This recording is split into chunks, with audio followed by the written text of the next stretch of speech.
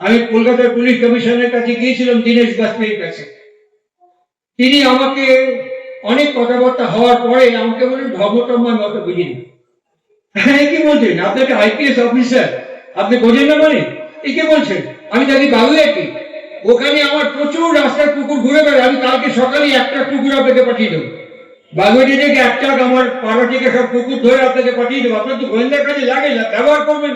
উনি আমার দিকে হাঁ করে তাকিয়ে বলছেন, ঠাট্টা করছেন? কারণ আপনি আমার সাথে ঠাট্টা করছেন কেন? ওই কুকুরটি আপনার গোয়েন্দার কাজে লাগবে না? উনি বললেন, সেই কুকুরটি লাগে।